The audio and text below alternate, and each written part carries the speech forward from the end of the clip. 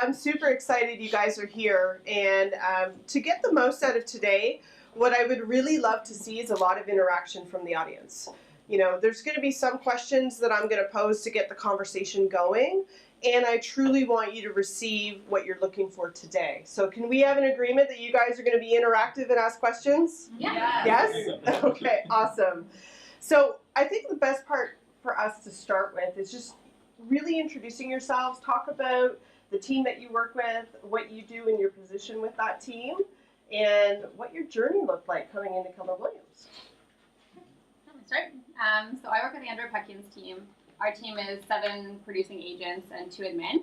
So it's myself as the operations manager, and we have 1 executive assistant right now.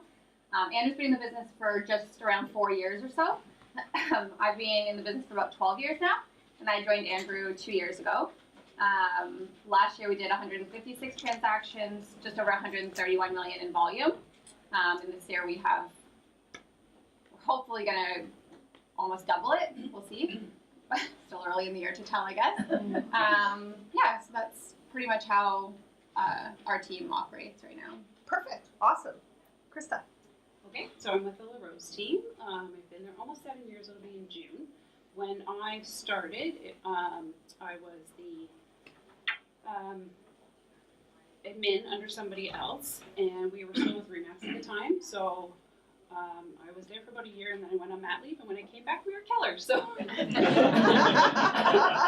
so it's all been good since then.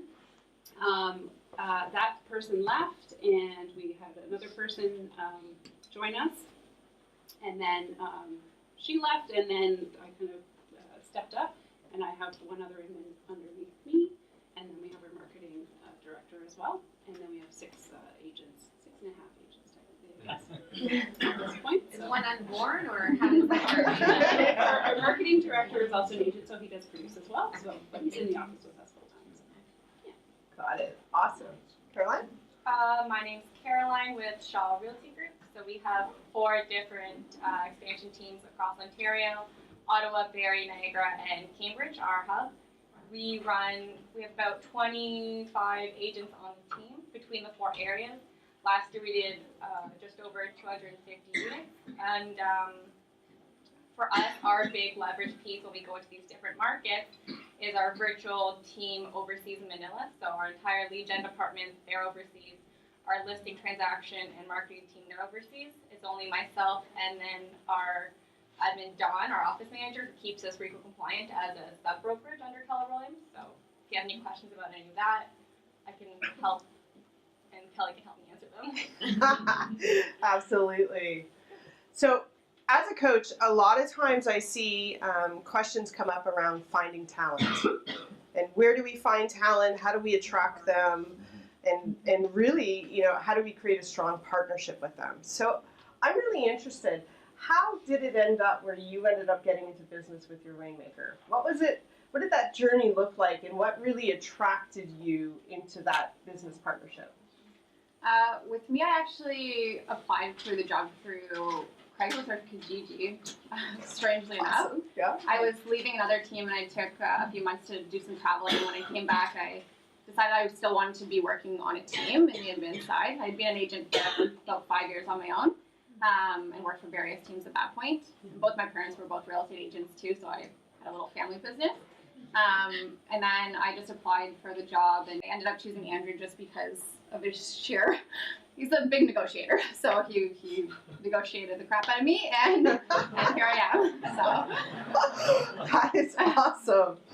Love it. Okay. All right. What about you, Krista? It was kind of through knowing people. So my husband knew Kevin and Marlene for many, many years.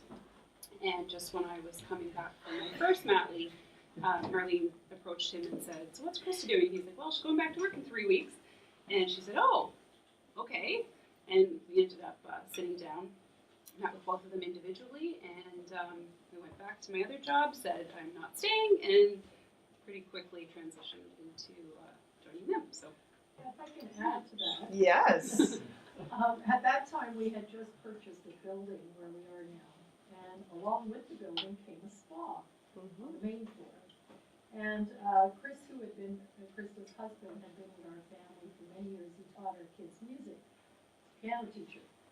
So anyway, I spoke to him because he mentioned that Krista was going back to work and she didn't like her job. And interestingly enough, she was going back to work at a spa, which was not far from us. So I thought, gee, I can get someone to help with the spa for now, and someone also to look at helping with admin. And Krista, with all due respect, also comes with really great experience. I really like the fact that she had her degree. And, you know, it was a good fit when we met her because we knew obviously Chris. And when we met, we really certainly hit it off. We're both the same sign. We're Capricorns. We like things done a certain way. I felt, you know, we bonded really well that way. So Krista came with a real variety of experience, and that's why we took her on. Awesome. And we no longer have. And no real estate experience, by the way. No real estate experience. Absolutely no real estate experience at the time. Awesome. Okay. So we have one with real estate experience, one not. What about you, Caroline? I joined Shaw after a summer in New York. I just took the summer off. I was already an agent working part-time as an admin for a different team. When I came back from the summer, like you, I was just looking for something different. So I went around the office. Shaw, don't add to the story. I was going around the office looking for other teams and Tell the truth. and he was doing a lot of things different in the brokerage, so I joined his team as an agent and later on found this fit for operations. So interesting. He was doing something different in the brokerage. Yeah, he was really pushing for systems, and in Cambridge we weren't as ahead as Toronto, so things like showing time like that was really novel for us, and just having Agent Locator online leads was really big for us at the time, Mojo, so I was like, oh, this is different. I interviewed every team at the brokerage and liked how that was growing really quickly. So I joined it as an agent. Awesome. Actually, I will add to it. Oh, here we go. I wasn't hiring an agent, and I had a coach who would say, don't hire until I need to hire him in. She walked into my office and I was lead generating, and she said, what are you doing different? I said, I'm lead generating. She goes, no, what are you doing different than everybody else? So, okay, I'll show you real quick. And I showed her a few things that I was trying to put together and stitch together to system-wise. And she said, do you have a contract? I said, do what? She goes, well, I just like reading people's contracts. I said, okay. So I printed out the contract, and she showed up the next day, and it was all filled out and signed. She goes, okay, I work for you now. Oh my god. Very good. So you hired yourself. Mine were so much nicer. So what is it that attracts you to the desire to work in a certain team or a certain environment? What like as leaders on the operations side, what are you attracted to? For me, it was definitely vision and opportunity. So I needed something where I knew there was no dead end, and I knew there was a space where I could personally grow and get that mentorship and have other opportunities for myself inside and outside of business. So from this role, I've learned, okay, this is how you get investment property. This is how you get your first home, and I've been able to do that through 4-in-1s with Shaw. So that was really, really big for me. I think for me it was knowing Kevin and Marlene. I didn't know them a lot personally at that time, but I knew of them and I knew, you know, everything that my husband said. So it was like, it felt like a good fit when I interviewed with both of them. They were very different interviews, but were really good. And then the idea of being with a team and having lots of different personalities, I really enjoy. Everybody on our team is very similar in certain ways and so very different in others, and together we really are a family. Okay. Anything different? Not really. I think I joined Andrew specifically for his relentless passion for the position. Like, he's only been doing it 4 years, and what he's accomplished in 4 years is pretty outstanding. So when I joined him, I kind of bought into that vision that he really wanted to grow this team. And when I joined him, I think there was 5 of us, so we've almost doubled in size since then. And he has a very unique way of doing the business. I've been doing this for long enough to see different teams' mentalities, and he's very heavy on like client events, and we're like a feet to the ground type of team. We do a lot of door knocking, we do a lot of cold calling. We don't really do any lead generation online at all.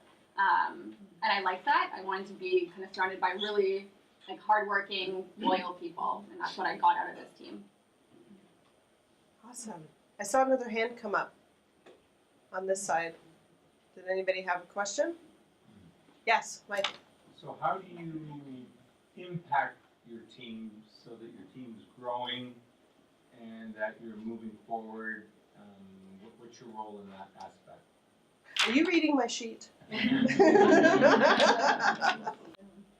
For a lot of it, it is working with the culture of the team. So when you put a system into place, you're making sure that does represent the culture of productivity you have. So it's not just, here's how you throw up a listing. It's here's a listing, here's how the admin team gets referrals for that listing, here's how you offer to leverage for the agent to go get more face time with the client to give them a better service so they can get that referral.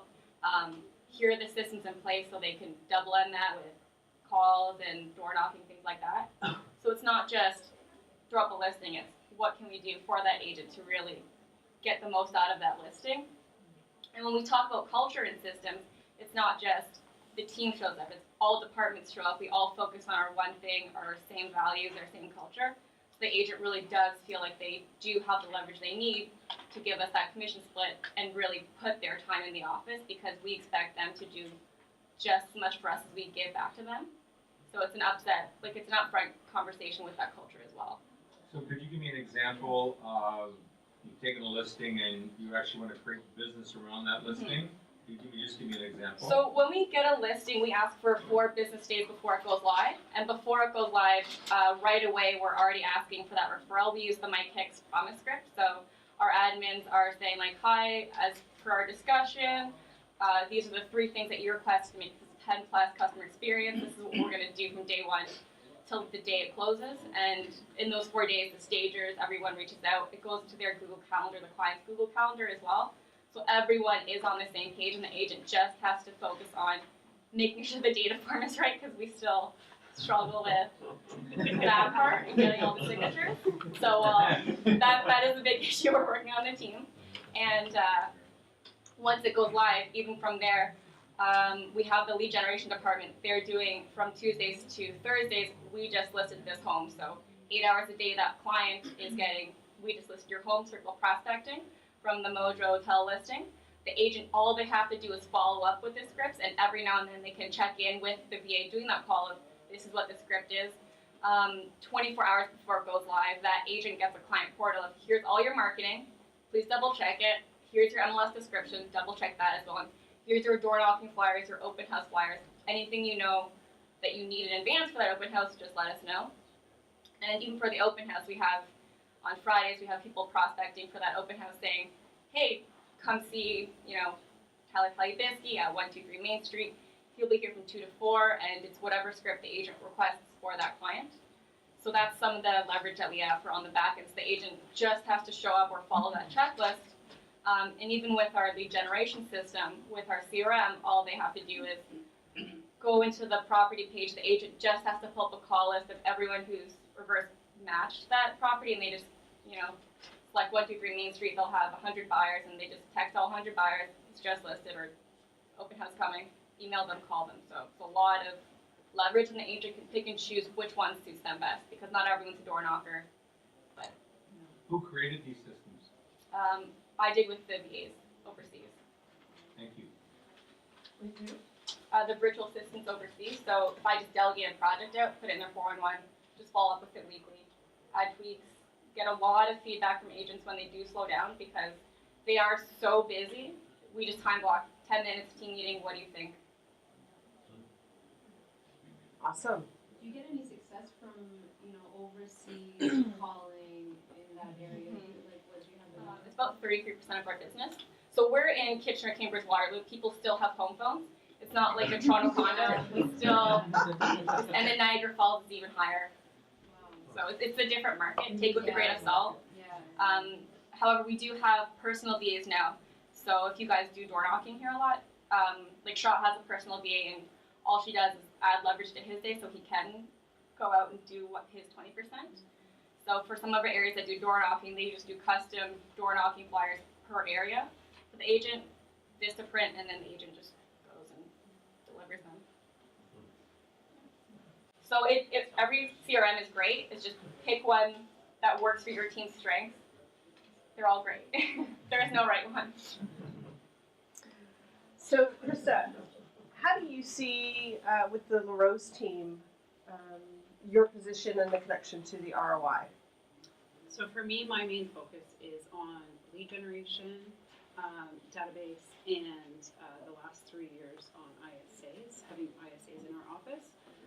So we have the other admin that I work with does all the listing, manages all the listings, all the transactions, all that stuff. So I really have very little to do with that. Making sure we're staying on top of our database and not missing any opportunities there. So. Awesome. So to answer a few of the questions, I think that the role that I've taken on mostly is just to, leverage is probably the biggest thing. I try and take anything off of Andrew's and all of the agents' plates that I know that they're A, not good at, B, hate doing, and C, is not bringing in any business. So Andrew, so I do all of the offers, all the listing paperwork for the entire team so that they don't have to worry about that stuff. They can go out and bring in the business, managing the database, all that stuff. So you do all the offers? Yeah. So I was noticing too many mistakes, so it was just easier to do it. the negotiation? A bit of the negotiation. I am licensed. Depends on the agent and depends on the circumstances. So you are involved in a lot of the negotiation? I wouldn't say a lot of it, but some of it if needed. But you do up all the offers for the agents, is that what Yeah. you're saying? I do, So they yeah. don't make mistakes. I love that so much.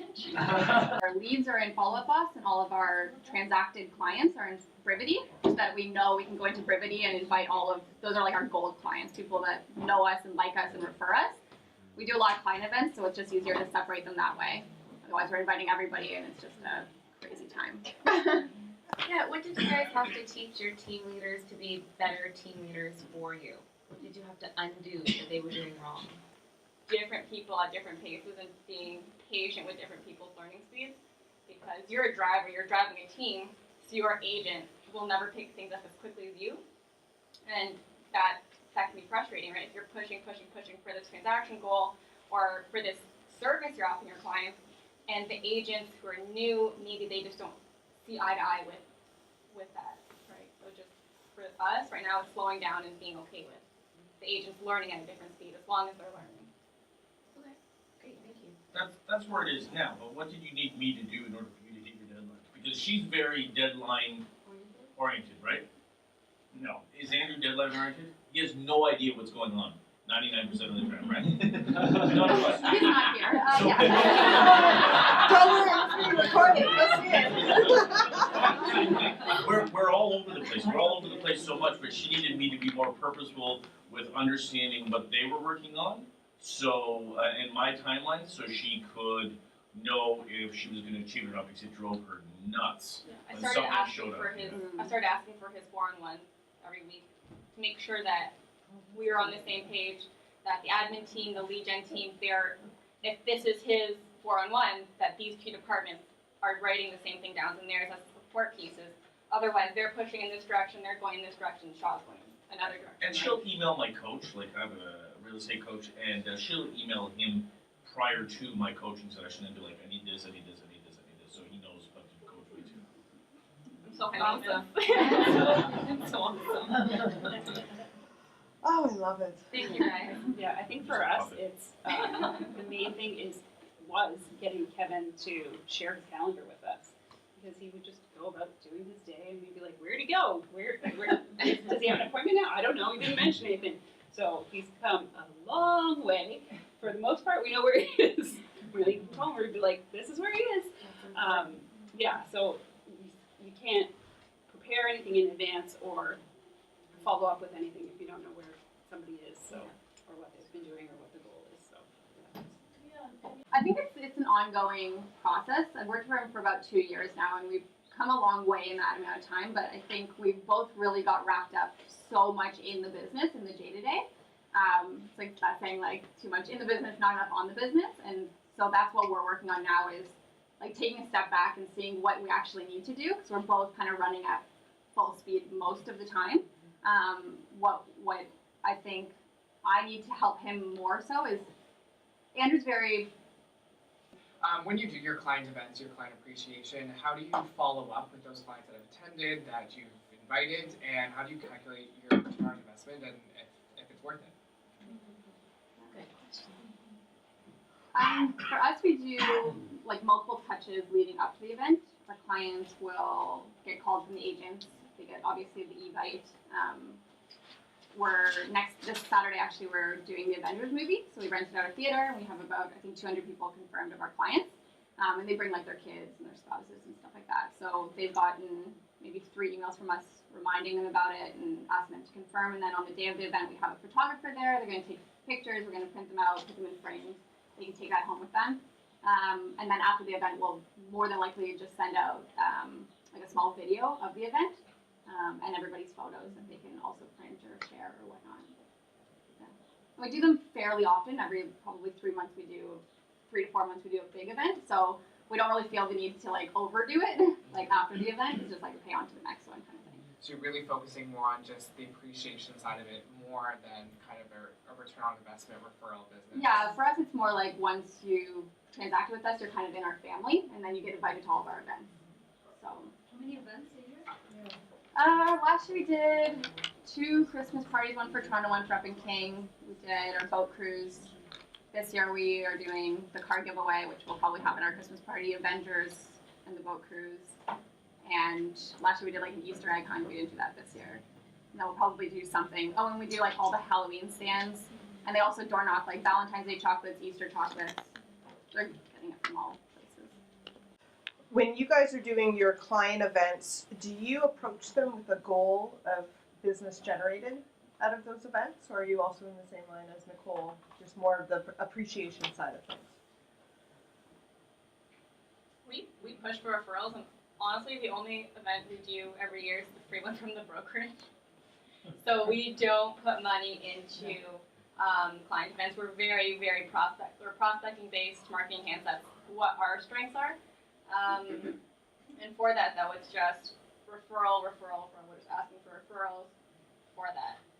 But we don't put any money into it. It's just a different business model. From the time you started until now, or the first year after you started, what sort of growth did the team encounter as a result of making obviously fantastic hires? When I started, I think the team had only been around for 3 months. Oh. 3 months. So I started as an agent, and then maybe 3 months later, I started the operations role. And that year, we opened up a team in Barrie, started an ISA department. Then last year, we opened up a team in Ottawa, a team in Niagara, and opened up a sub brokerage. So we're doing a lot of things with that. And the biggest thing from year 1 to now is, like the first year, it was Shaw sold like 127 homes in 9 months for our first year, and last year we sold 250, but he didn't sell it unless it was his mom who made it sell her house. So it was just getting him to focus on hiring and training, because all those business partners that we opened up with, they need leadership and mentorship too, right? So he could focus on them and give them the time of day, and let our lead agents or lead listing agents, in the hub start taking over listings as well. So that was a huge growth opportunity for everyone else, because now they also get mentorship opportunities, and all those agents on our team, they get to step up as a lead listing specialist. Nicole? I actually don't know what his volume was before I started, but the first year I was with him, we did 80 million, and the last year we did 131 million. Okay. Yes. I just have a question. They say talent pushes you, right? Mm-hmm. So would you say all 3 of you can validate that and say that, you made that extra difference by pushing the Rainmaker, or what are your thoughts? So Shaw and the expansion partners got a report from me of what I needed for our department so that the business could grow. So yeah, they were pushed, but it was a nice way. And then every week we have a call together as well to realign our business goals to see, are we on track for hiring, or are we on track for listings and production, and making sure that if I'm providing staff and leverage for X amount of units, they are giving me that production. So you stay on top of them for accountability? And they stay on top of us for accountability too. So it works both ways, because that call also gives my department's feedback on what we need to do to service their agents. So I have Yes. a question to that. What is our issue right now? Production. How'd you find that out? Some numbers weren't very good. It wasn't just going through the numbers, you went back to everything. Percentages, right? Yeah. So they hold us accountable more so to. And it was an open conversation too, because in those contracts it states they're going to do X amount of production. So if they don't do that, then it becomes an extra conversation because we are staffing and we are prepared for a certain amount of volume, a certain amount of agents. So if the business partners aren't on the same page as us, then we know, okay, here's the standard, here's the consequence not in place, but here are the incentives to really help you grow a business. So those weekly conversations really is a weekly buy-in into that opportunity. Yeah, for me, I guess it's just really tightening up the systems that we have. We're coming a long way, and it's always been the focus, but maybe not.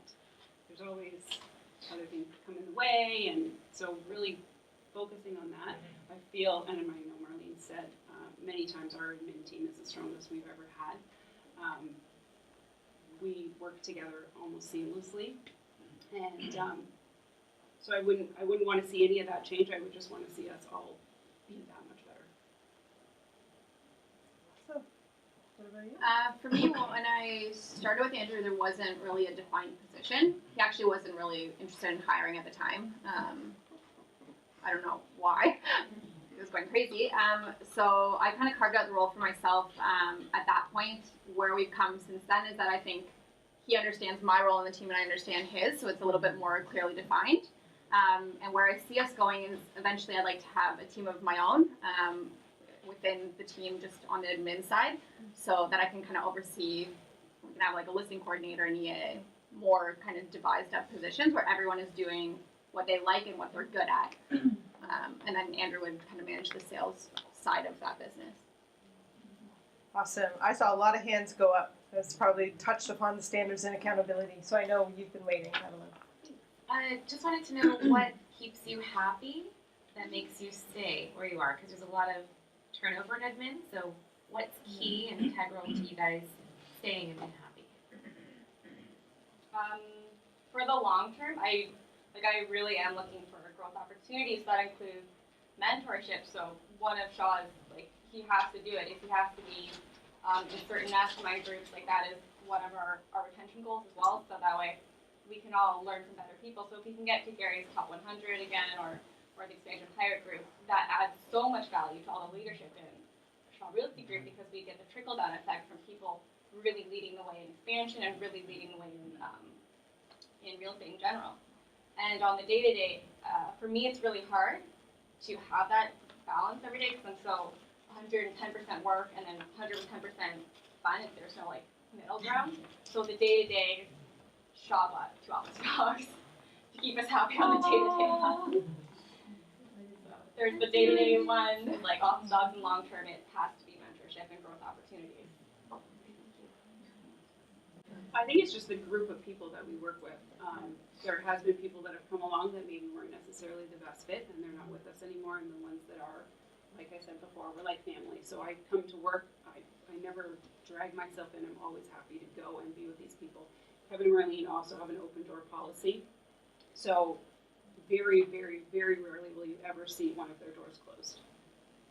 They're open, the door's open, you can hear Kevin on the phone lead genning, you can hear him talking to Mike, you can hear it, they don't care that we're hearing what's going on, and I've learned so much just by having the door open and listening to what he's talking about.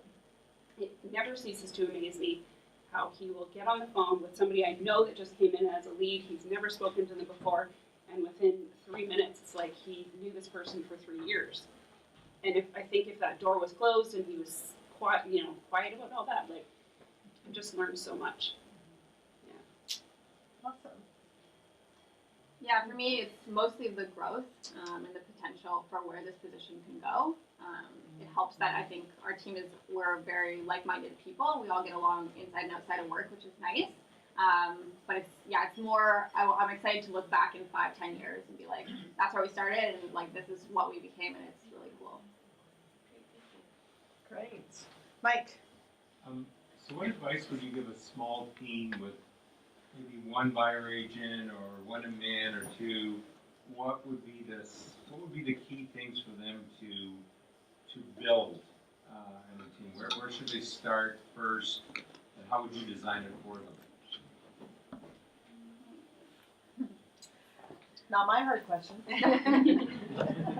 For step one, I would definitely tell them to reach out to 5 other teams, Canada and the States, and figure out what they did, what they didn't do, or what they wish they didn't do. So call up Tim Heil, call up Ben Kinney, Seth, Krista, and say, what do you recommend? And really figure out from people who are 5 years ahead of us and learn from them. Just on a side note, it's amazing that as the director of operations, Caroline knows Seth Campbell, Ben Kinney, Kristen Cole. So do you, though. Oh, yes. And yet, most of the time, that connection isn't made. What that tells me as a coach is your rainmaker is very much involved in your training and creating those opportunities and relationships. So that's just a key piece I wanted to point out there because I didn't know if you caught that or not. Krista? Systems. It has to be systems. That you start with a system. You may have to tweak it as you go along, but if you don't start with a system at the beginning, it's all just going to be a mess. Yeah. So whether it's developing it together or eliminating things that don't work, but just building that together. If that's if it's one agent or even 2 agents, figure out whose role is what. All those kind of things. Like as soon as you can get all that figured out from the beginning, you're going to be that much better off. 500 dials, 1 appointment a day, 2 transactions a month. That's really what we focus on. And to really implement that, standards without consequences are merely suggestions. So that 411 talk is so key to everyone in our department because that's where we go on we either double down like the 15 protocol or we really just say, yes, you are on track and here's a growth opportunity for that. And with the 500 dials, we check that every week. Everyone gets that report. We all mention the team meeting. And that's really where our focus is now. And the consequences if you don't do your 500 dials, you get your dialer taken away, and you're still expected to do that. Wow. And is it Mojo you guys are using for that? We have Mojo, and then our CRM dials it as well. But the CRM you can still click and dial. It's not that hard. It's not the end of the world. So we have that, and it's just there are a lot of incentives as well. So if you do hit that, you get extra support by here are your leads. You have access to these 2,000 leads you can call, or you have access to appointments. So it really is built into this system. The accountability part, it's not just here are your dialers, it's here's the support for the dialers, the training, we have someone on call for that. We have consequences in place if they don't do it, and then we have incentives if they do it as well. So I just want to unpack that. Yes, Yeah. I know, I was just going to say, can we unpack that just a little bit? And so if you could just be a little So bit 411 is what it's a Keller Williams tool that we use for accountability. So it's to keep us on track every week to make sure that we did do our monthly goal by breaking it down into every week. And so if every week, if, for example, you have 2 transactions a month, that's your goal, and you break it down to knowing to hit 2 transactions a month, you have to hit 500 dials a week. We carry that forward to make sure that it is done. Mm-hmm. You'll probably better explaining it, maths coach. There's your elevator. That's why they have me up here. So 411 is 1 year, 1 month, 4 weeks. And it's meant to keep you in your top 20% of your position. Because obviously we all have the 80% that's going on around us, that whirlwind that tends to pull us out of the most dollar productive things in our business. So the 411 represents your weekly, monthly, and yearly commitment to the vision of that year and the activities that's going to have you achieve that vision in the year. So the document is meant to see if reality is matching up with intention. And if it's not matching with intention, one thing I heard you mention, Caroline, was the 15th protocol, which in MAPS world is now 1 minute protocol.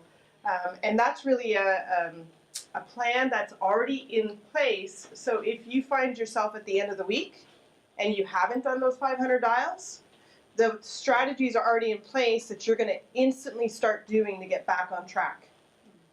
Because is it easier to catch yourself the day you come off goal or at the end of the month? The day. which is why we call it a 1 minute protocol. Because you guys know on a daily basis, the minute you're off goal, you know it.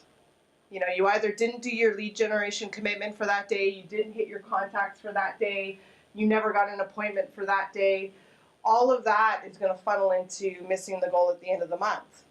So that 15th protocol or 1 minute protocol is a strategy that's in place for the team, because each individual member has their own goals, and yet collectively, that's the team goal.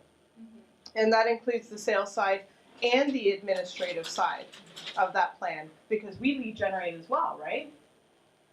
What we do impacts referrals, and we all have our own individual databases, which essentially and we is put those protocols in place that. too, right? Like our systems Yeah. have to communicate the exact same 1 minute protocol. Mhm. So, for example, is if you didn't do your 500 dials or you didn't get your one appointment a day that week, this protocol is just something preset by your rainmaker saying if you didn't do it by this date, you're calling in the evening, so you're calling on the weekend, or you're door knocking 10 homes before your open house. Just very, very simple things that you can add and time block in that the rainmaker has already agreed this works for your database or this works for your type of lead generation.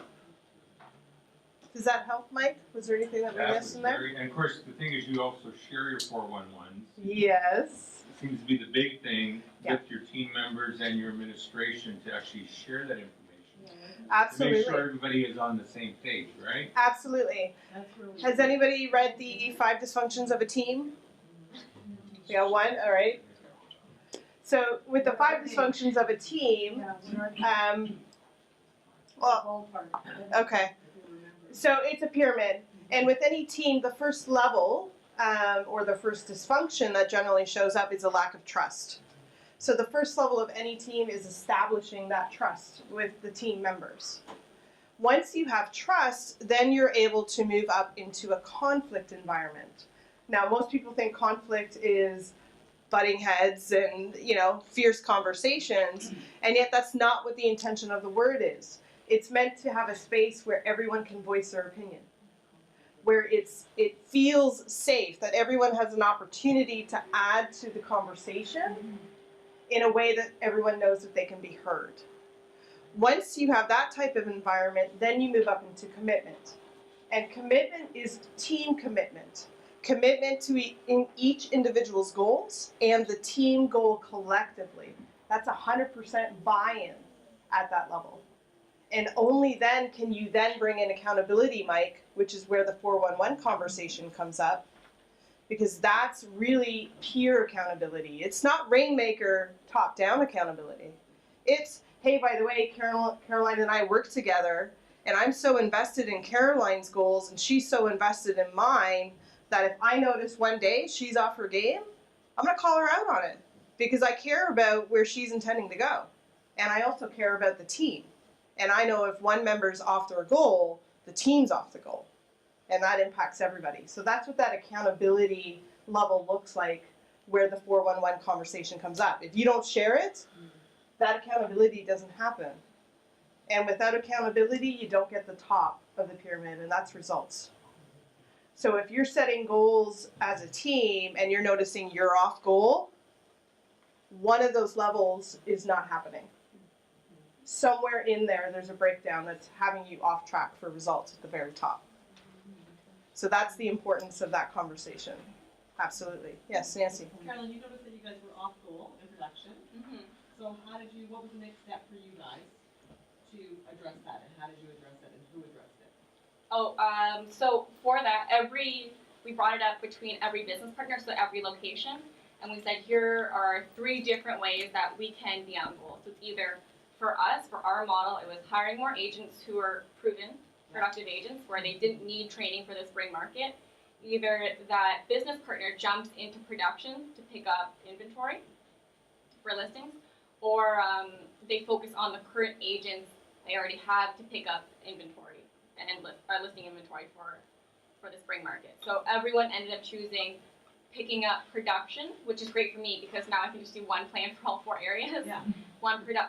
Just pick up production for the current agents in place and helping them with that. So from Chris and Cole's thing, my coach as well said, and Charles' coach as well said, okay, turn off all the support pieces you're doing for lead gen and admin, let them grow organically. Don't drive them anymore until we fix production.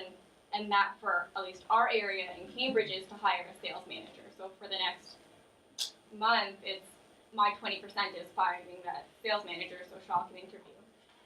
And then putting the systems in place for that. So I guess when you guys are gonna hire a sales manager makes total sense. So your business partners are in essence your rainmakers, Yes, right? for those areas, yeah. Right, for the area. So do you up the, so obviously that's for production and you're not getting it at the level of activity, which is 500 proactive calls a week. So do you go to 600? What do? Do you add an extra pillar of lead generation, or do you up the number of calls? Do you guys track what's the most effective method? And what has been the most effective method? For them, they all chose the strengths for their area and based on their skill set, right? So for Niagara, our business partner there, he's really focusing on what the agent should be doing and getting rid of everything else. Because with agents, we get a lot of great ideas of this person door knocks, this person does client events, it really works for them, and it's just like every model works. We're in the spring market now, we can't implement anything new. Let's focus on what your business numbers, because we always give them their numbers as well. Yeah. We'll show them this will work in 2017. It's not novel and exciting, however, it does work, so let's focus on this. And for that as well, for the beginning of quarter two, we asked all the business partners to really get in touch with that agent's big motivation, their big why of what, gears them up to pick up that phone, because it's not easy to do the same thing from 9 to 12, just pick up that phone and, face rejection all the time. So it was a combination of asking the EPs to do that and asking the agents to really buy in again. EP is expansion partner. I keep saying business partner, I keep trying to say business partner. So you're able to keep your agents proactively lead generating on the phone from 9 to 12, and they're able That's to a get daily struggle. Right. Daily struggle. So now, for example, Shaw is starting this power up thing at 9 a.m. Power up, power up, power up! I hate it so much because it's so tacky, and that's what works though. Because what's great for those agents, that high I personality, they love it. They were all shouting on the phone this morning, and it was working for them. So now the admin side to support that, his VA is here are the slides that you do for your power to keep them on track. Here's your daily quote. Here it is in all their calendars. It pops up in all their Google calendars. Here's the link. They just click to show up on that. So if he's going to be there standing it, here are the systems in place. So every agent they have to have their phone on them and it pops up on their Google calendar to go log in. And then they all shout power up and they all love it. The dialers actually track the calls. Yeah, the dialers will track the calls. It's just this one thing is one of my ahas action items is we are going to incorporate the dialers back into our team. And we communicate the results too. It's not a scary thing because we do have that trust you talked about where it's okay to say on the weekly emails and the weekly team meetings of, hey, you didn't do your calls. This is not okay. And we are comfortable as leaders to say that out loud because a lot of times it is hard to call someone out in a group setting. And it's just we're at a point now where it's a standard. It just happens every week. Commonly. So let's say, for instance, they've missed it week 1, week 2, they're falling off. How long so you're onboarding people, you're doing the training, it's a 30, 60, 90. Are you guys following that model, number 1? So how long do you find, right? So how long do you find it gets you to get them into production?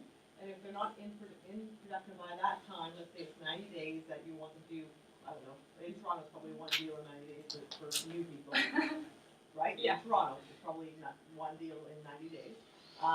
So if they don't, but they're doing the activities, how much more time do you guys give them? We aren't on the 30-60-90 yet. We are adapting to that after we took the course with you.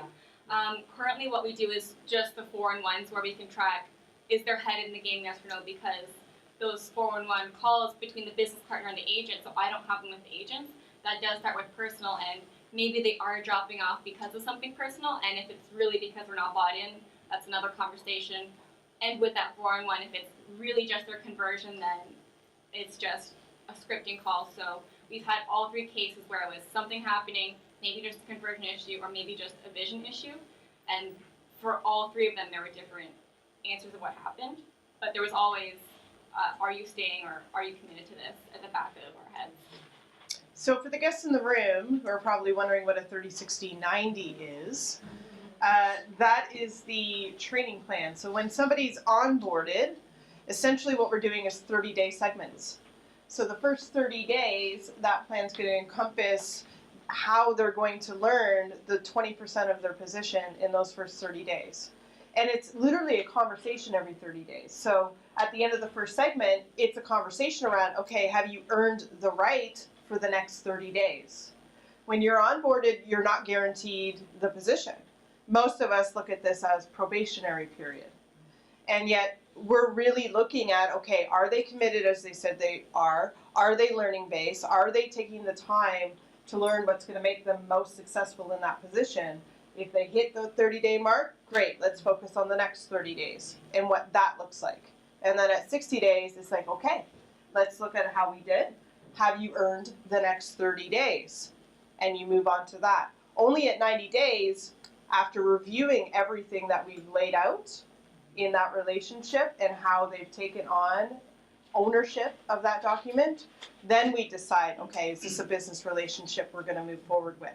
Just to add to what Marlene said, because we're doing the program the way we are, it's allowed us really to see which agents are going to be successful with our team, and some that haven't been and they've moved on, but the ones that we found are amazing. So hopefully we'll find another one soon. Stuff like I haven't really been able to get too deep into that right now. We do a lot of like contests within our team of like a certain number of points per lead that you're getting, how many door knocks you're getting, how many deals you're getting, how many appointments you're getting, and then we have like a contest and there's a prize at the end of it, which we actually have noticed this year is working really well for the last month or so. What kind of prizes? Like dinner out kind of thing. Cars. Cars. We'll see. Yeah, but and then the 30-60-90, I actually just started doing that with our new hires. So it's a bit of a learning I curve. know you guys are in the Toronto market, so what is your standard for each sales associate on a weekly basis? What are they expected to do? I'd like to hear your standards. It's kind of a fluid standard.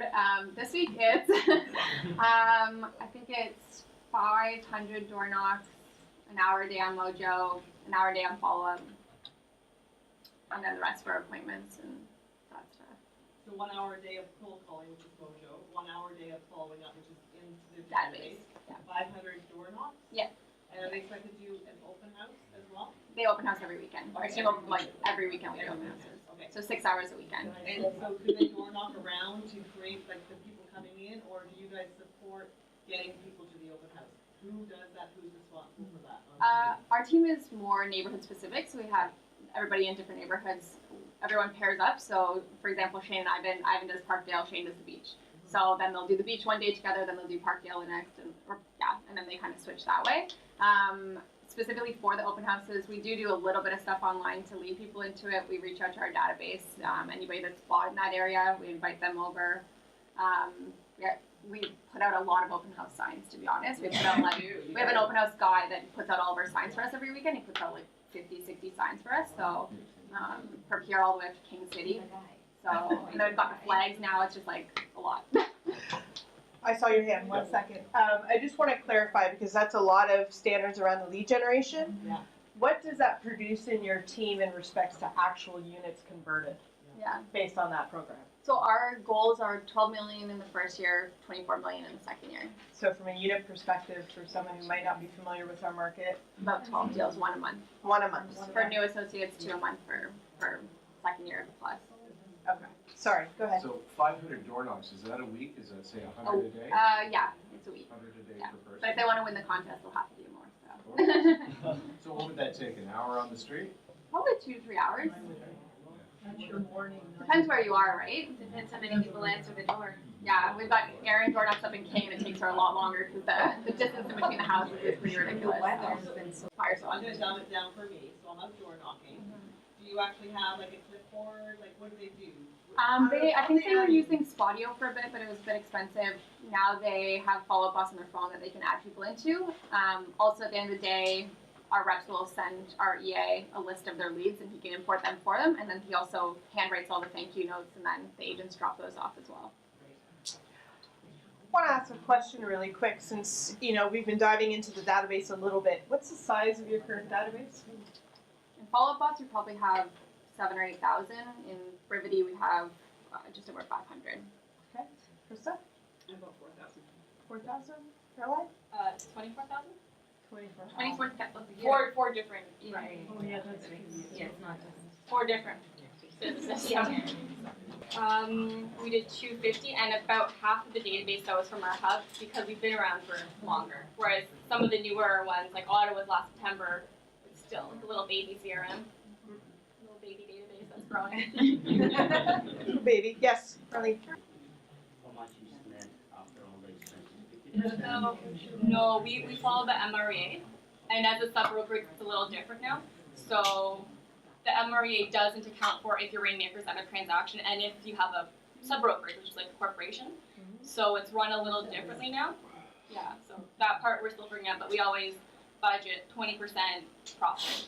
And everything else either goes back into the business or into new projects we're starting up for new businesses that we're going to open up. But if you go to the MREA like that, that's where we started, that's what our bookkeeper follows. That's really what you should. But it's true, we're 16.8 in one location, we go up to 22%. 16.8 to 22% net profit. That's it. That's what LP sells. When I sold, it was way different. Right? Because that was 100. There was no cost of sale. And nobody ever factors in cost of sale. Right? Factor in cost of sale. Take what we say with a grain of salt because it's not the MREA model, which is still should be followed. We're close. Yeah. Too much in salaries, I think. You're on salary. How long did it take for you to get out of production, or did Carolyn just say you're out of I production? had a number in mind. I had a number in mind that I'd have in the bank for when I stopped selling. So that year, like she said, it was 126 homes I sold in myself in 9 months. Caroline, how much are you involved in the profit and loss? Oh, that's an ongoing. Ongoing? When I'm upset, I like to let's cancel services. Like let's just cut the budget down. We're not using this anymore. It's always an ongoing decreasing expenses, increasing production. What about you, Krista? Probably somewhat. Yeah. A little bit. A little bit. Yeah, I mean, I tend to take that part because that was my role at the beginning. The money was not quite ready to let go. Not quite ready. Got it. Awesome. And what about you, Nicole? Yeah, I do the profit and loss. I just want you guys to really grab onto that because as a coach, I see more often than not that talent like this is left out of the P&L. Now, could we have this type of conversation as a group if they weren't involved in the P&L? No. So I just want to make sure I point that out because that is an integral part because they can't show up and say, oh, we're off track on this. Or let's cancel services. Or let's look for a way to increase production. Right? Because that's a lot of where the ROI sits. What training have you been provided for your position? It's Keller Williams training and mentorship. So MAPS specifically coach. What? You have MAPS coach? Awesome. ESO. Which is expansion systems orientation. What's a MAPS coach? Keller Williams coach. So a MAPS coach is She's a living, breathing MAPS coach right here. MAPS coaching is Mega Achievement Productivity Systems. So it's a Keller Williams specific coaching company. So what we coach through is exactly what you're hearing up here for every single position in the 7th level team. So we coach to all of our Keller Williams systems and models, as well as we coach to your business, we coach to your leadership, and we coach to life, essentially. I mean, we coach to the whole person because we know business impacts life and life impacts business. So it's a Keller Williams specific coaching company that only works with Keller Williams agents. And from a coaching perspective, there's anything from group coaching, where you can go in and learn a specific skill, whether that's open houses, working with buyers, doing 90 listings in 90 days, anything like that. And then we move up into an actual one-on-one coaching relationship. And that could be twice a week or twice a month, or that could be 4 times a month. Usually I'll say do it 4 times a month, unless you're only half committed to your goal. But that's up to you. ESO is expansion systems orientation. So that's where you get to learn the systems and models on how to expand into different locations. And they really just give you a manual and say, here's a business model, and we just copy and pasted it. Yeah.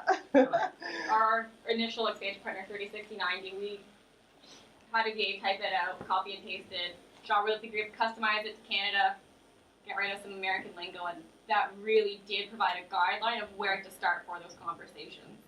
Absolutely. So I think you have the same manual, just you're done. Yeah. You paid for it, you're good, there's your onboarding. Yeah.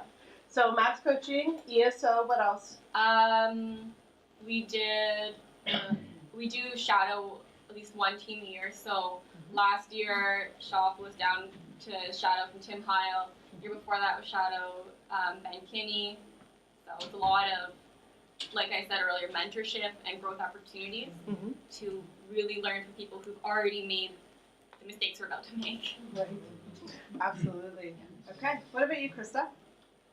It's actually one of the first things I wrote in my 411 this year is that I do attend what comes up in our calendar when I feel like it's something that's going to be of benefit, but I'm not doing as much training as I would like to, and it's definitely something that I've wanted to do more of this year for sure and going forward. Will you take part in the administrator mastermind at the office when you can, right? When it gets on the calendar, yes. Yes, when it gets on the calendar. Okay, so you've got that in place where for an administrator mastermind, that's really all of the administrative hubs getting together on a consistent basis and sharing, what's going well in their teams, what challenges are they having. Hey, by the way, we just implemented this CRM. Oh, great. What does that give you?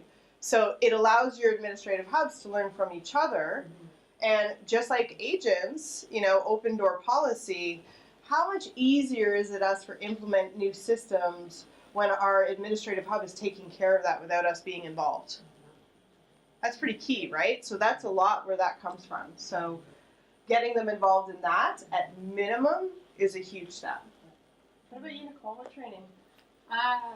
Just really past experience. I'm looking to get into the MAPS coaching side of things. Like our biggest fear is more so like hitting a ceiling and then kind of relying back on the systems. And like Andrew's, Keller Williams is his first company that he's worked for as well. And I'm kind of newer to Keller Williams, worked for a couple other brokerages. So getting into like the MAPS coaching and relying on those things. I've done, I went to family reunion last year, which was really helpful. And I'm part of like that Facebook group for the EAs for Keller Williams, which is also like very, very helpful as well. So. Absolutely. Absolutely. Yes. All right. Any other questions? Because I know our intention today was also mastermind. Yes. I just wondering what your team meetings look like, how often they are, and what you're doing to build or maintain the culture within the team. Our team meetings are a little bit less structured. We meet every Monday morning for 2 to 3 hours. Our mortgage broker also sits on the meeting and does kind of a mortgage update. Usually there'll be some kind of scripting that Andrew goes through with the agents, some role play. Mostly we talk about what happened at the open house, what objections the agents were facing and how we can overcome them. Marketing updates, what's happening, what listings are coming out, and who's open housing what this week. Awesome. What about you, Krista? Yeah, generally the same topics. We also meet once a week on Tuesdays. Mondays just generally don't work a lot of the time with holidays and stuff, but they end up getting canceled. So we find Tuesdays work better for our team. Okay. Caroline? We're pretty intense with our Monday team meetings. It's every Monday. It's at 12. We have all the different departments or department heads on it. And it's always based off of Shaw's weekly email. So he does a weekly email. There's a template he sends out, and it's always focused on one thing. So if the one thing, say this week is action, then it's how does every single department, how do all agents get into action? So this week it's, everyone has to book one seller listing, seller appointment, and then what is every department doing to ensure they're hitting that one? And during that time, we're also reviewing, okay, what did we talk about last week? Was that implemented, yes or no? And then what was everyone's dials that week? Because if you didn't do your dials, we're going to start discussing who gets their dial or canceled. And in that talk, it really does start with, there's like a little slideshow from the email, and it goes like, weekly mindset, like what is the mindset you need to have this week to really kill it in your department? And I think we have it's a one website, we just go through it every week, and it just touches base with all the main points because we're onboarding a lot of mindset, what is everyone doing for this week's one thing, and then here's our training calendar for the week, here's what's closing this week, and they just kind of scroll through it all on Zoom. And does that include your VAs as well? Yeah, and so we're trying to get the VAs more engaged. So this week was the first week where they had to present what they were doing for the admin department and what they were doing for the wage end department to ensure that everyone is booking one seller appointment to help increase production. So it's a lot of moving parts. Like, what's your why? What's your why for your customers? What's your why for your team? Because the why attracts people, right? Mm-hmm. So for our team one, it's to create leaders where through every interaction, through every relationship, they create a positive interaction. That's our team why. And then my personal why is to help create an environment where everyone is given the opportunity to succeed in their own right. So if someone overseas joins our team, they have the opportunity to be successful in that role, to find more opportunity, and we can define them as successful even though they don't sell homes and get just as much merit. So that was really big for me. Wasn't expecting that No, question, no, huh? that's Great job, Kirby. Should have gone first. You'll come on now. I guess it's just to be able to contribute to our team in the best possible way that I can within our admin department, so that we're constantly, like I said, working as best we can possibly together. And then with the team to make sure that they feel comfortable and fully supported so that they can do what they need to do on a daily basis. Awesome. What about you, Nicole? I would say our team's why is mostly just to create loyal customers by having a really good experience from all levels, whether it's on the sales side or the admin side. Creating loyal customers that are going to refer and repeat. My personal why is just to, like I had said before, kind of look back in 10 years from now and see all that was built, and to know that I had a really big hand in that, along with all of our colleagues. Yeah. So one thing I heard there is you treat it just like your sales business.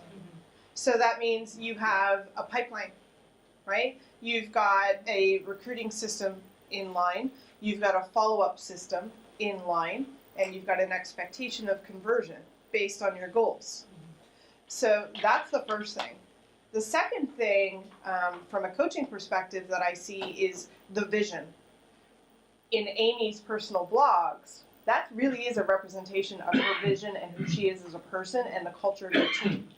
And that attracts people into those conversations and into relationship if you choose to work with each other.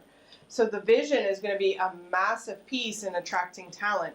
And your ability as a rainmaker or the lead of the team, your ability to communicate that vision consistently in a way that's going to attract the people you choose to be in business with is a key piece.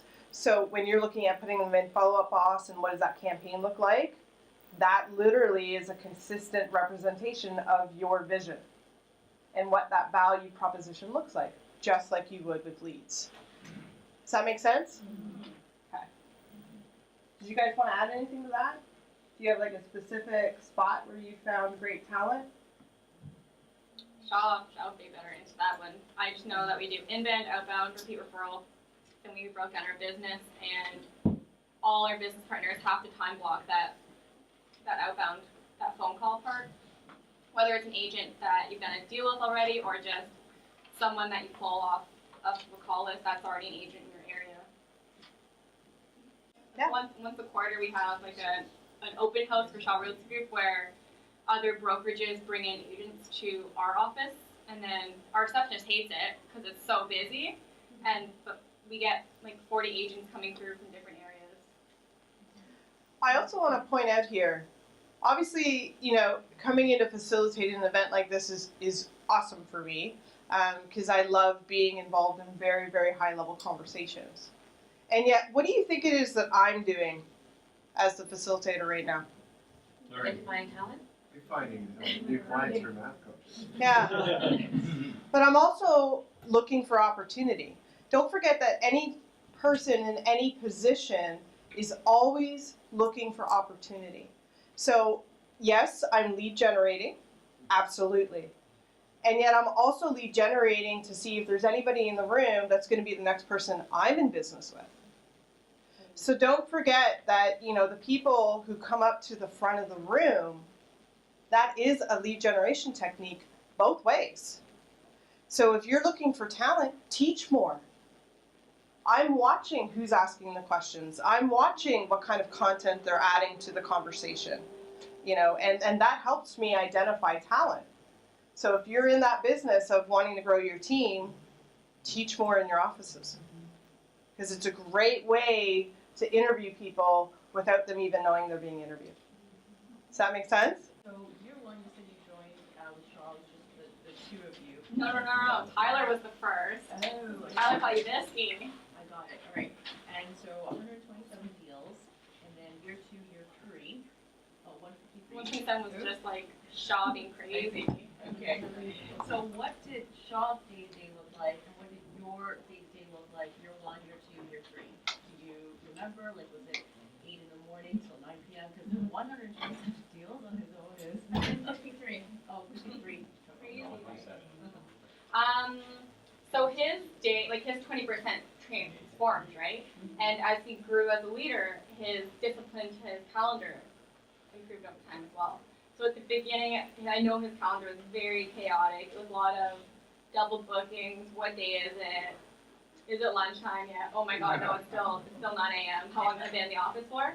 And now I think I showed you his calendar is very time blocked, and it's still a struggle to commit to those time blocks. But now there's at least white space where he can go to the gym or he can go to lunch, and he can actually take a break after coaching calls. And so before, when he was lead generating for a listing, now it's lead generating for that next agent, that next business partner. And for mine, it went to just answering a lot of questions to now growing the business and just training people who do have the ability to answer those questions. So if someone's asking, what's my password? I don't get those questions anymore. And every day, there's a VA who still gets the question of, what's my password? How do I get into this CRM? And so someone else is answering that. Awesome. Shaw, you wanted to say something? I was going to say about the talent thing. If you're not finding enough people, you're not looking. It's not your calendar. That's the truth. Yeah. That's what I realized. And you always say, where's the best source? The best source is the ones that you're going to exhaust each area. You're going to try this, you're going to try this, you're going to try this. But if you do 2 hours, I do 2.5 hours a day of looking for talent. And sit downs a week, way too many. What do we look for talented individuals that are sales? A track record. A track record with sports, a track record with success, any industry. Just a track record. That's all we care about. Track record, start the conversation, start talking about opportunity, and never sell them. I went through a phase where I was selling them, and at the end of it I felt horrible. They would come on the team, our expectations were different, right? So it's always about them, what their why is, and if it fits, it fits. If it doesn't, I mean, how many people have we just sort of said no to? You know, this isn't going to work recently. There's how many people that you and I are saying no to, and we're still going to go back to them and say, hey, I don't think this is a good fit for us at this time. Right? So there's a bunch, right? If you have enough people that you're talking to on a regular basis, you're not going to have to pick and choose the ones that are, I don't want to say left over, but, you know, you're going to, and that's what my role turned into. I was a agent to a listing agent to, actually I was just really a listing agent to now I look for talent. I want to go back and be a listing agent again, you want the truth? Way easier. It is. ISA, right? ISA, I will do ISA. There you go. Way better price. You're in, Shaw. Awesome. Cindy, you had a question before. My question was on time blocking. time For block, Kirby? and how do you do it? Are you talking about Kirby's schedule or Or do you your? do it for your team leader? Do you also do it for yourself? Yeah, everyone on our team has to time block, or 20%. And it's like a growing process, right? Sometimes we're better at it some weeks, and we find weeks we're bad at it. That's when the mistakes show up. So for the admin side, if they're responding to agent questions from 9 to 12 when agents should be calling, we're finding agents aren't doing their numbers, they're not hitting their 500, and admin are making mistakes because instead of starting a transaction start to finish, they're answering questions to agents of, okay, here's your paperwork, here's what's missing, you didn't sign off on the paperwork, you can't submit it. So everybody on your team knows your schedule as well. And I would say everybody who reports to her, right? Everybody who reports to her knows her calendar. The people that don't report to her, they just, it took a while for them to stop going. It took a long time for them just to stop coming to me. When I hired you, they'd be like, have you asked Caroline? Have you asked Caroline? Have you asked Caroline? Have you asked Caroline? Then they stopped coming to me for things. And that's how I gave up jobs, right? And then she's slowly given up a whole bunch of her jobs so she can just focus on her 20% now. Which is now They don't even talk to me anymore, really. They really don't. You'll get to a point as a team lead, and Kevin will probably feel this, where you or Mike or Lance, you're like, I don't know what I'm doing here, right? Like, what's my purpose? What do I do? And then you got to kind of figure out what your 20% is again. That's the hardest part about this whole growth pattern. But Because there's when it always works, that it works. 20%. Time blocking is something that I need time block to time block, but Hence, looking for a coach. yeah, that's I What are you honestly gonna think is give a up? I got a missing question for you. What are you going to give up first? for what do you mean?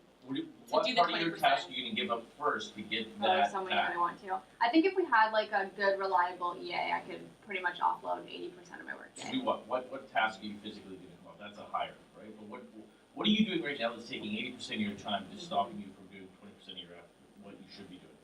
Paperwork, What paperwork? all of it. What specifically paperwork? Listing, offers, all of it. 100%. Yeah. Talented girl like you, I can be honest with you, when you said that, I thought, oh, well, there's a level you're going to achieve to and you're going to hit, because guess what? They have now become lazy agents. Not that they're lazy, don't get me wrong, they're great agents. But if I had you, I would never do paperwork. I would love that. If all I had to do is like, hey, make an offer on this, condition on this, and this, and I wait for it. That is like the best service ever. Yeah. Right? And I think that's a great value add for your team. It But is. if you're growing that team Yeah. to a point with better systems, you Yeah. have to find somebody else just like you to do that. Yeah, and I've had that conversation more recently. It's just, like I said, we're hitting that ceiling now, and something needs to change. And I think that it's focusing on the value that I can add besides that, for sure. So when they got to write them themselves, it's brutal. Oh, I'm not looking forward to it, but 1 second, Marlene. What the 20%? For me, I think it's our lead gen ISA, and I have to say, without one right now, I'm a little bit like, I have all this extra time that I didn't have before, and I'm missing it. So we need to get back into that. So in the meantime, I'll catch up on some things, and then I'll be ready to go when we find that right person. So. Awesome. Caroline? My 20% right now, 20% is always what makes the most money or what stops money from bleeding. And right now it's hiring a sales manager. So both our coaches said, okay, pause admin growth, pause lead gen growth, go find a sales manager. You have 30 days. Good luck. Just kidding, she'll check it on me in Monday. Awesome. Yes, Marlene? I wanted to ask, I guess, Caroline and Shaw a little bit more about their virtual assistant, because it's an interesting, idea to have someone that far away. And what are the tasks that they seem to perform really well? Anything that can be done at home, like if you had an assistant who just worked from home, any tasks they can get done at home is what we've leveraged overseas, which now includes calling.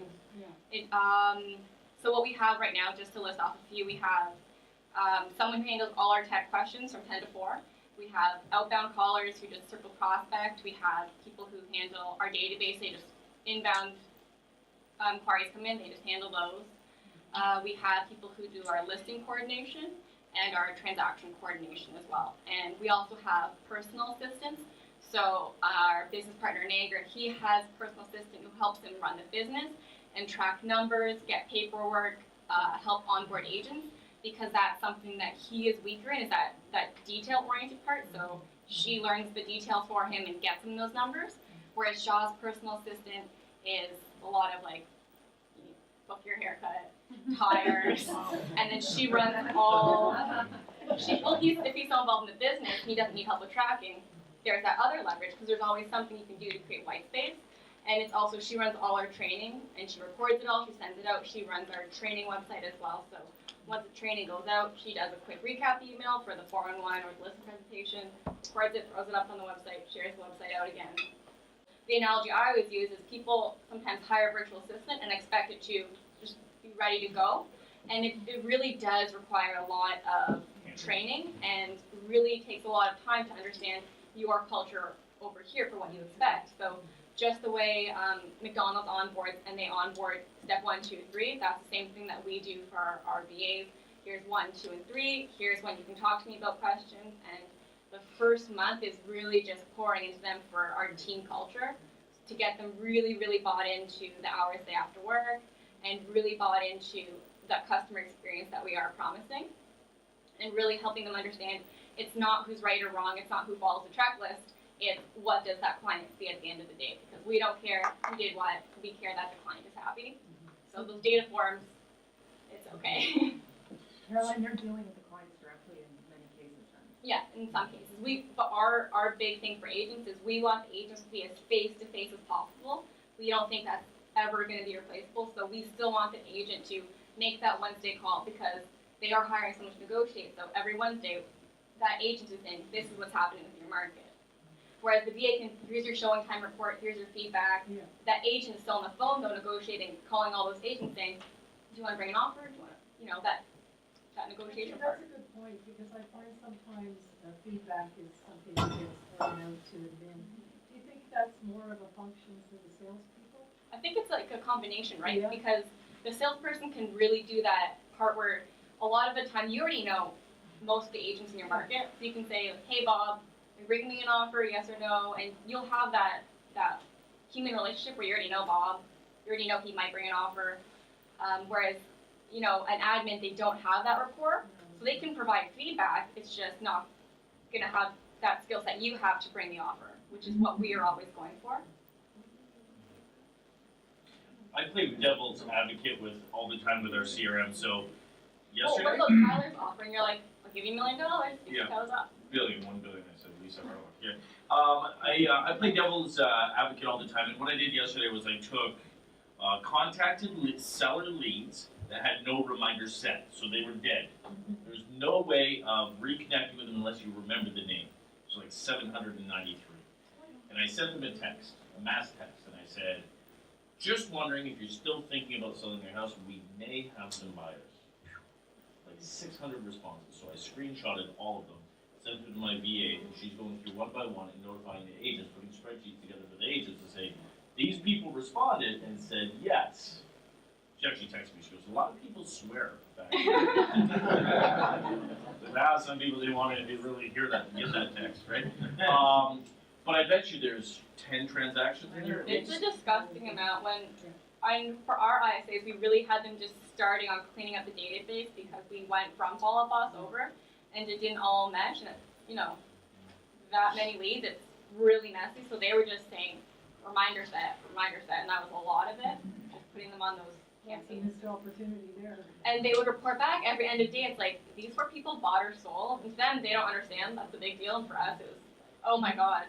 I know, I agree. How do you send that mass text to get through? It's just a feature information. And don't, That if you want the takes truth, time, like Follow Boss is 600 an text amazing messages. system. The only reason we had to leave it was because we had to buy a whole second account and they would not talk together. We had maxed out the users. Because each virtual assistant has an account.